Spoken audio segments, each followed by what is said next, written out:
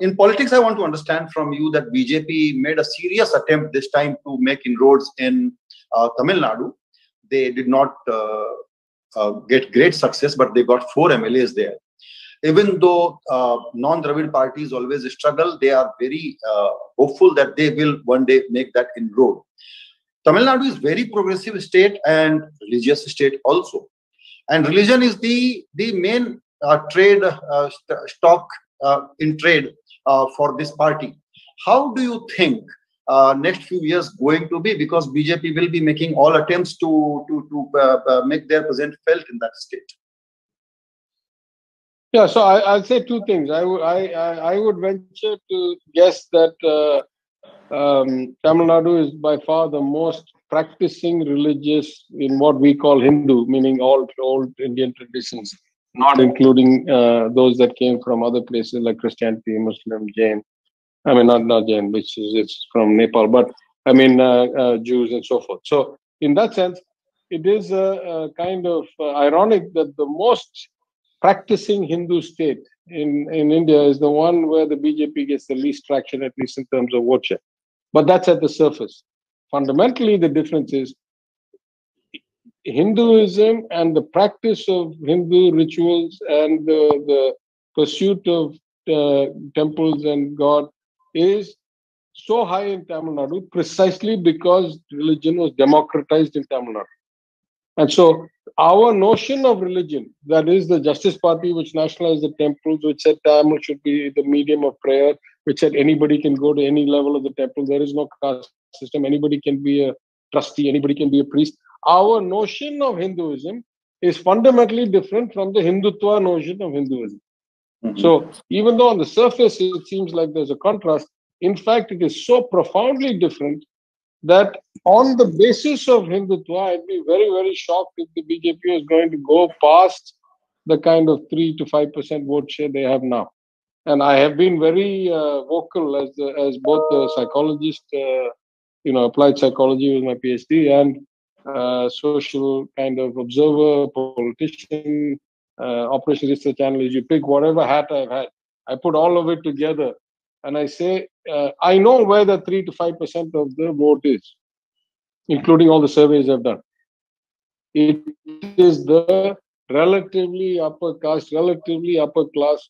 Many of them idle rich, don't go to work and don't face the realities, who are from the erstwhile kind of landlord and the rich communities who are sensing that the flattening of the hierarchy has caused them heartburn. Those are the people who fall for the WhatsApp university and go to that 3 to 5%.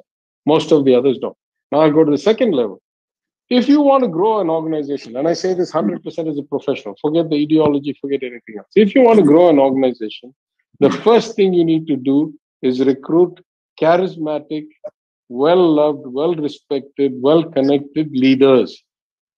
Have them create an attractive culture for the organization.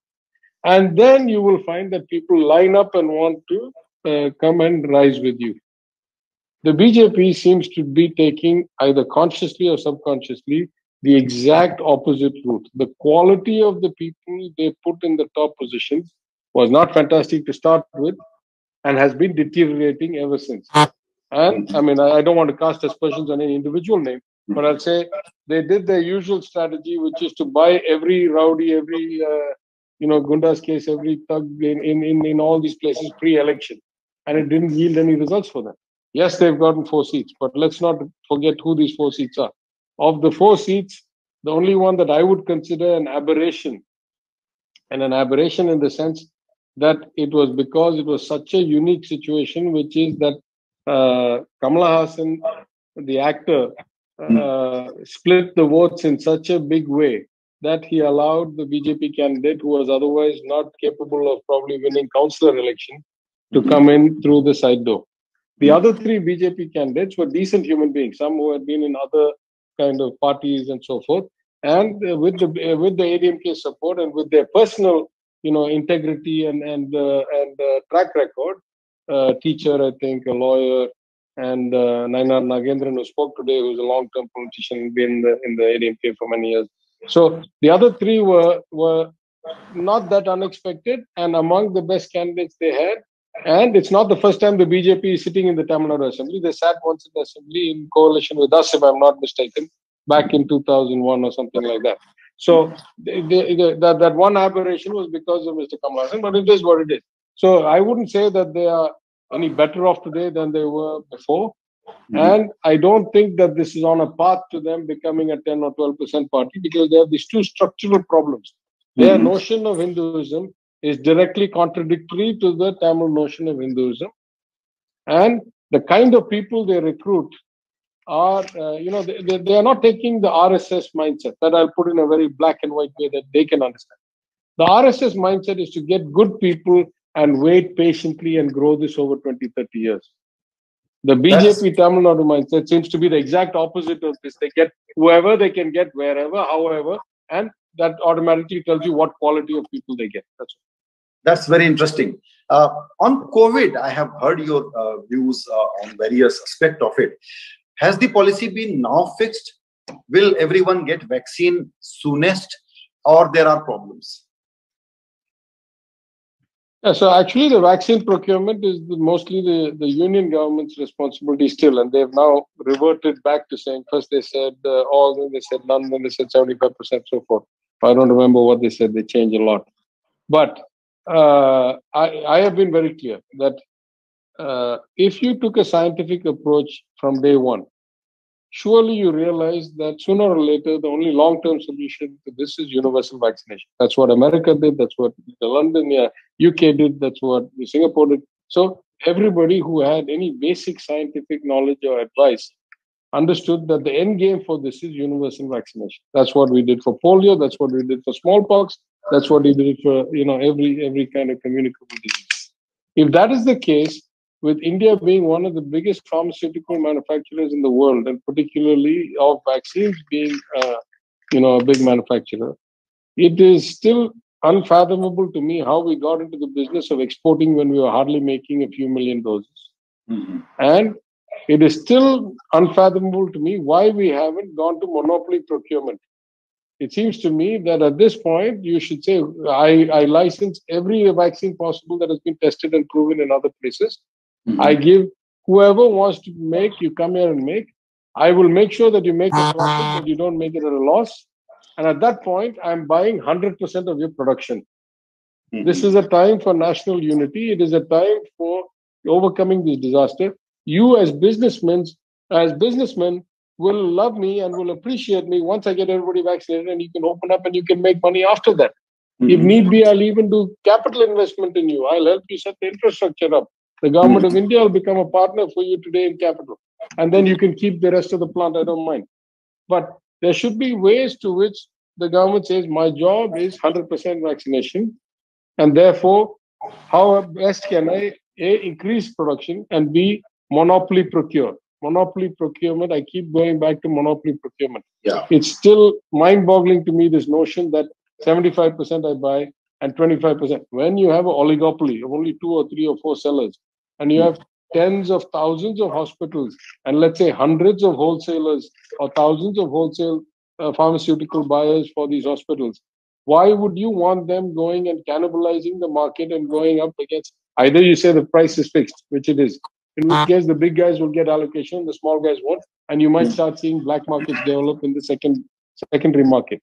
Or you say the price is not fixed, then the big guys can pay more, right? So to me, anything short of monopoly procurement doesn't seem right to me. But who am I? It's the union government's policy. I'm only a state government minister. I read your concerns about data opacity also, and the way we collect data. You try to fix it in Tamil Nadu. I wanted to know what is the progress when it comes to reporting about death, COVID, non-COVID, whatever. And what are your concerns at national level, because it is a national problem? Yeah, I think all over the world we have realized that even if you have a perfect system like a Sweden or a relatively advanced country like Australia or Singapore, you end up with this notion of excess death, because the precise problem in such a rapidly spreading pandemic is that you can't control and measure everything at the right time and get the right result. So in most parts of the world, they take the death rate, let's say the year before, And then they look at this year's total number of deaths and they subtract last year's and they say, what's the gap? How much of those have we designated under whatever protocol, ICMR or WHO, whatever, as COVID deaths, because we actually tested them and found them to be true. And therefore, we call the rest excess death, and we start trying to analyze. Are these people who were getting dialysis that got blocked because the COVID care took over everything, and so they had succumbed to kidney failure? Are these people who had a heart attack and couldn't get treatment? Are these people who had an accident and there was no ambulance? Excuse me, COVID cases that we didn't catch in time, we didn't test in time. So excess deaths happened all over the world, in Italy, in Europe, in UK, in US, in the first wave. And most of them counted them as excess deaths, did an analysis. Now, in India, we didn't even do that. And whatever early signs there were when we were in opposition, in Chennai, many instances of mismatch between the Corporation of Chennai's records and the state record showing hundreds of cases. Then we had Hindu newspaper showing that the number of death certificate issues had dropped by 30-40% after the pandemic compared to the pandemic. And when they went to investigate, it wasn't because the deaths had gone up, because the crematoriums were running double overtime, but because the certificates were not being issued, because the sanitary inspector said we're too busy doing disinfectant and other work and PPE and all this stuff. So you have a system that is ripe for failure, and it fails in more ways than you think it will fail. So it is crucial that you do greater data collection. In July, August, I went and looked at the data at crematoriums in my city, and I filed a case in the High Court, and I said this data is wrong in so many ways, what the state bulletin says in Tamil Nadu. And here I can prove, because they say there's 286 COVID deaths in the entire district. But in these two crematoriums alone, there are almost 1,000 extra deaths compared to last year's death count. The court took my case, but as with a lot of other cases in India, it's very hard to get justice, at least in a timely manner. But what we did since we came to office, my leader, the chief minister, first put out a clear sign to all of us. He said, you must be transparent. You must reveal the data as best you can. Now, I will say the good and the bad, right? At least in internal reports, at least in my district of Madurai, for which Chief Minister designated me and my fellow minister from Madurai as in charge, we have increased transparency a lot. At least we see all of it. How much of it the government lets out is a slightly different story, but there's not much variability. But when we see that data go to Chennai, we find that again some massaging happens in Chennai beyond our control. I think bureaucrats are designed this way. So I can't tell if it's by intent or it's by lag or it's by logistics or competence, but we start to see problems. So I don't want to get ahead of myself, but I say wait for the Chief Minister's response to the Governor's address tomorrow. Partly by some internal discussions we are having, partly by the this Economic Advisory Council that we have just announced, by inputs from some of them.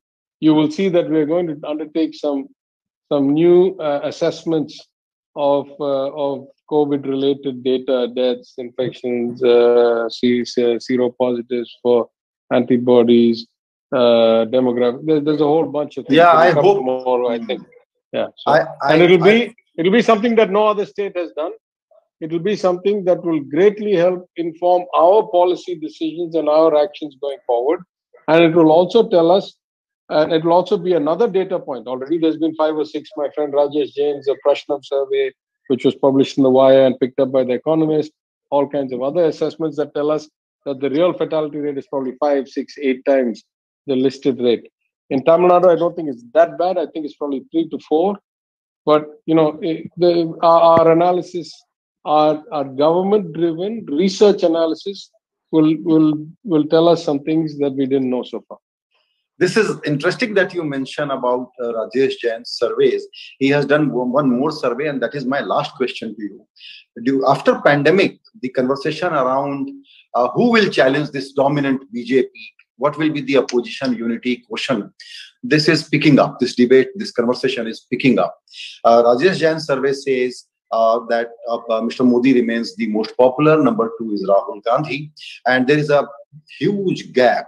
What kind of opposition unity if at all, you see? What kind of unity you see? And do you think it will be this time led by the regional forces and not the Congress party? So let me go a bit on a limb. At the end of the day, I think this definition that India is really a continent masquerading as a country is probably the most apt definition. Each of our states, at least the bigger ones, we are 70, 80 million people. The UP is 200 million. Bihar is 80 or 100 million, even after splitting Chhattisgarh and so forth. So we are looking at places that are equal to countries.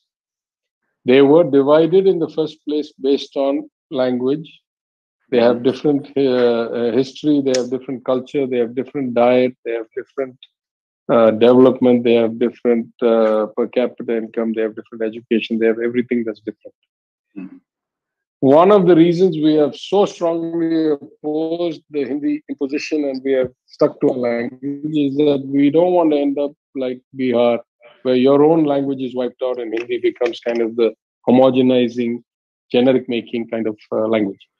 But why I say that is, if you take the non-Hindi belt, if you take all the way on both sides the coast, I mean, there's a slight exception in Karnataka, but Karnataka, is kind of wavering. It's not clearly, the BJP had to come through the back door. Now that government also is shaking. But if you start from Maharashtra and you go, Maharashtra all the way down and up, and you leave out the Northeast, because the Northeast, in my opinion, whoever controls the union controls the Northeast, right? They are so dependent on the union for money. 80, 90% of their budgets come from the union, from taxes taken from places like Gujarat, Maharashtra, Tamil Nadu, Karnataka, who are huge net taxpayers.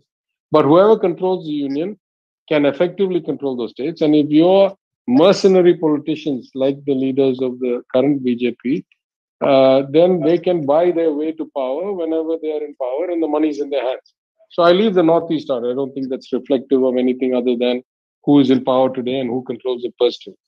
But if you take the rest of the country, from Bengal to Maharashtra, all along the coast, and if you go towards the North, Punjab, Himachal, and Jammu and Kashmir, the BJP is at best wavering on the edge or clearly not in the right place, right? I mean, in Kerala, Tamil Nadu, Orissa, and all that, they're not, and in Bengal, as my friend Prashant Kishore sent me the data, this margin of victory for the average TMC candidate in Bengal is the biggest margin of any assembly constituency in any state in the history of India.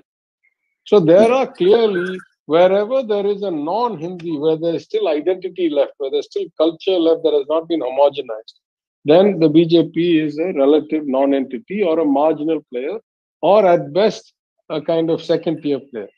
It is really these 4 or 5 or 6 states, particularly UP and Bihar, and even Bihar. I mean, Bihar with the full force of the union government, with all of the resources they brought to bear, with the full cooperation of the courts and the election commission, the NDA was managed to win by 0.12% or something of the vote against a 31-year-old leader of the opposing segment. It's not as if they got a rousing mandate or anything like that. And then 20-30 MLA constituencies, the Form 20 is still not issued, or it was not issued for months after the election. So in my mind, that is also effectively a rigged election. So I'm saying this notion that somehow there's invincibility arises from the population weighting in places like the Hindi belt and starting with UP. Right. And UP has 80 MPs. If you win UP, if you dominate UP, you basically dominate the likelihood of forming a majority in the union government, in the Lok Sabha. So this is a structural problem. I think the advent of the Honorable Prime Minister and the Honorable Home Minister has exacerbated and exposed how dangerous the situation is, or how skewed this situation is, that you could have hundreds of millions of people who have no interest whatsoever. I mean, let's not forget, after all of this is said and done, the BJP in the 2019 election got 37% of the vote, and with their NDA partners together was something like 44 or 45. It was not a 70% majority. It was not a never seen in the history of time. It was not even a simple majority for the coalition, let alone for the BJP.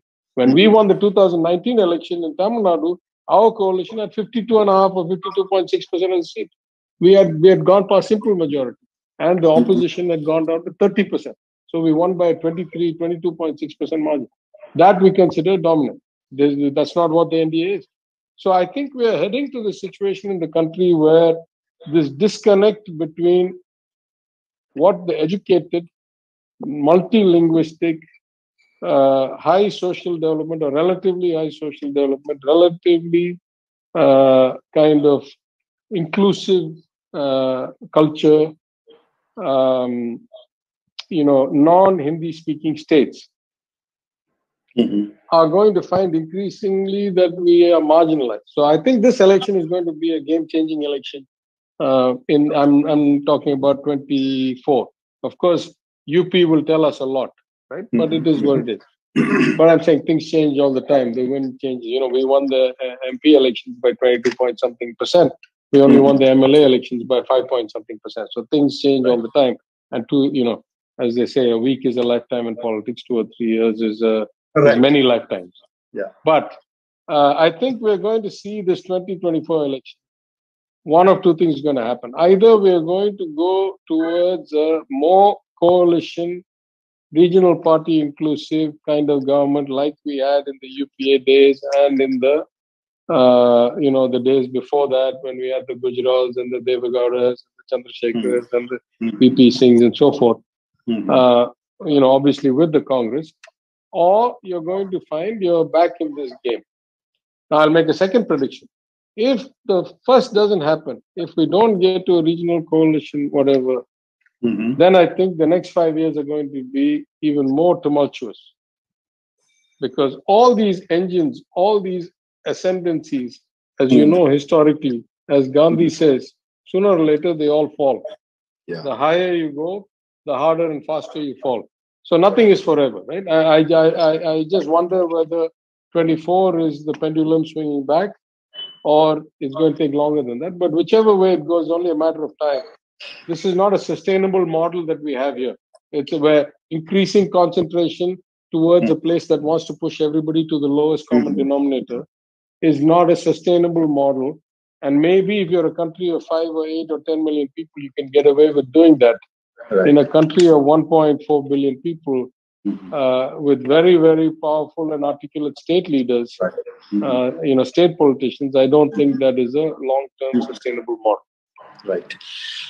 Great. I don't know what will happen in politics in future, but one thing I know, that the new government in Tamil Nadu, led by your chief minister, and the articulation that you come up with, will definitely shape the national political conversation to great extent. That's what I would definitely hope. And I would like to see you talking more about other states. That will be a very interesting conversation to have. Wonderful talking to you. Thank you so much for your time. Before I let you go, my last question to you would be, because Dhanya Rajendran, my friend, enlightened me about your 2 watches. Today you are wearing only 1 watch. So the other watch, which I wore for 30 years straight, is in repair. My grandfather's watch. It is in repair. Otherwise, I only ever wore 1 watch. And I never needed a second watch. I wore my grandfather's watch, which was broken and not working. I got it repaired and I wore it from something like 1990 till this year, 31 years. Not many people wear the same watch for 31 years. What happened in the meantime is that technology started bringing out things like Fitbits and trackers and stuff. So I started wearing that in the other hand. And eventually that morphed into this phone come tracker come, different time zones. Personal digital assistant plus all that stuff. So I still kept my sentimental watch, which is my grandfather's, to remind me of my legacy. And I just kept using this as a phone and other things. Good or bad luck, I don't know. Suddenly some 2 weeks ago, my watch stopped working. So I've sent, and then of course it was lockdown, so I couldn't send it for repair. I finally sent it for repair a few days ago. They said it'll take about 10 days. And I was telling Danya, when it comes back, I don't know. Should I go back to wearing legacy on this hand and innovation on this hand?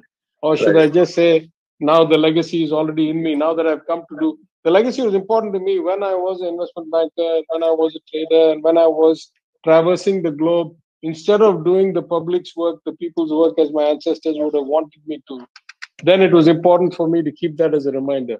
Now I'm doing what my destiny and my ancestors did, which is that I've come and I'm doing the public's work. So maybe I don't need that reminder that much every day anymore, but that's a different issue. But I want to say one thing, sir. I want to say that the greatest thing I've discovered after coming to this role and getting this exposure, and I have no ambition, I'm not one of those guys who wants to, climb any higher. As I tell everybody, this is a far more impactful role than I ever envisioned I would have in politics. I have no ambitions for any job higher than this. I have no intent to go to Delhi for any post. I'm a second-time MLA, first-time minister. The kind of soft commitment I had to my wife was, I work till 50 to take care of the family. I take 10 years out to do public service without earning any external money. And then I go back to taking care of my assets and my family. So I'm already at least half committed to not even running again in the next election. So in that sense, I have no real ambition, and I'm certainly not expecting to be some path breaker or some shaper of anything. If I do the job I've been given by my chief minister well, that is more than enough for me, and I will be fulfilled. But what I have learned in reverse is that having come here, the number of friendships and the number of good relationships and the number of people coming out of nowhere like that I did not know, who are saying, can I work with you? Can I help you? Let me join. Or, some of the finance ministers that I met at the GST, who I had not known before, very hospitable, saying, how quickly can you come visit me, come to my state, come with me to this temple, come with me to that resort. So in that sense, I have been very, very pleasantly surprised that in what is otherwise a partisan and kind of, increasingly antagonistic and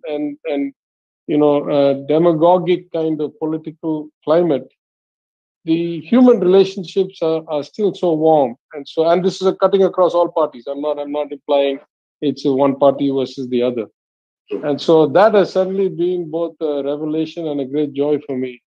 And I'm happy doing what I'm doing, and I don't have any further ambitions than this. Great. No, I wish you all the very, very best. And all I can say at this point in time, whether you are going to wear one or two watches, I don't know. But please watch this man with two watches. Thank you. Thank you so much. Thank you so much. Thanks.